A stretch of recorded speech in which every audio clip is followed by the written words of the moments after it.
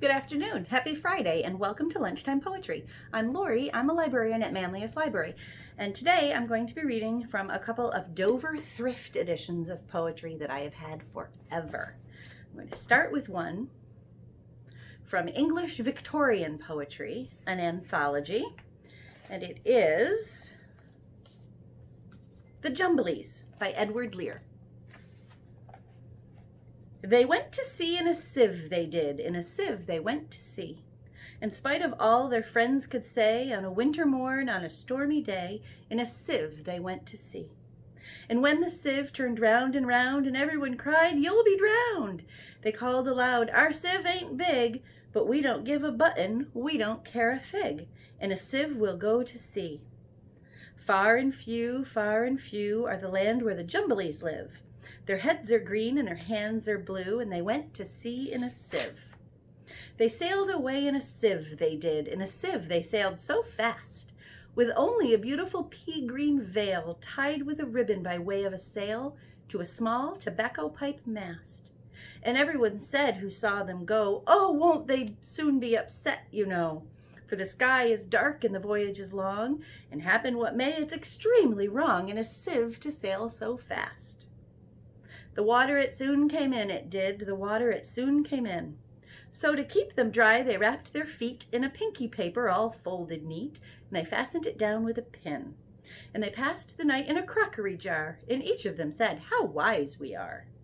Though the sky be dark and the voyage be long, yet we never can think we were rash or wrong, while round in our sieve we spin."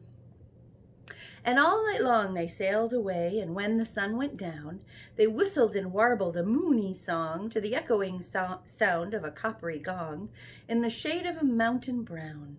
"Oh, Timbaloo, how happy we are when we live in a sieve in a crockery jar, and all night long in the moonlight pale we sail away with a pale pea-green sail in the shade of the mountains brown."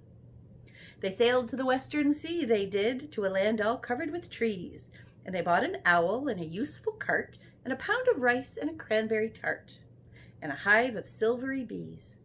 And they bought a pig and some green jackdaws and a lovely monkey with lollipop paws and 17 bags of Edelweiss tea and 40 bottles of Ringboree and no end of Stilton cheese. And in 20 years they all came back, in 20 years or more, and everyone said how tall they've grown, for they've been to the lakes in the terrible zone and the hills of the Chankly Bore. And they drank their health and gave them a feast of dumplings made of beautiful yeast. And everyone said, if we only live, we too will go to sea in a sieve, to the hills of the Chankly Bore. Far and few are the lands where the Jumblies live. Their heads are green and their hands are blue, and they went to sea in a sieve. And that is The Jumblies by Edward Lear from English Victorian Poetry. Next, I'm going to read two. I've got two more from English Romantic Poetry, an anthology. And the first one is by William Blake, and it's called Songs of Experience, Introduction. Hear the voice of the bard, who present, past, and future sees, whose ears have heard the holy word that walked among the ancient trees, calling the lapsed soul and weeping in the evening dew, that might control the starry pole and fallen light renew. O earth, return, arise from out the dewy grass. Night is worn, and the morn rises from the slumberous mass. Turn away no more. Why wilt thou turn away? The starry floor, the watery shore, is given thee till the break of day. And that is Songs of Experience, Introduction. And then finally, from Lord Byron, Stanzas for Music. There be none of beauty's daughters with a magic like thee, and like music on the waters is thy sweet voice to me, when, as if its sound were causing the charmed ocean's pausing, the waves lie still and gleaming, and the lulled winds seem dreaming. And the midnight moon is weaving her bright chain o'er the deep, whose breast is gently heaving as an infant's sleep.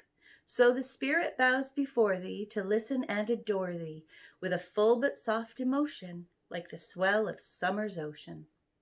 And that's Stanzas for Music by Lord Byron. And those were from English Romantic Poetry. Well, I hope you've enjoyed today's Lunchtime Poetry. I'm Lorie, and I'm a librarian at Manlius Library. You can find me here every Friday from now on at noon at the Manlius Library YouTube channel. Thank you very much for joining me, and we'll see you next week. Have a great weekend.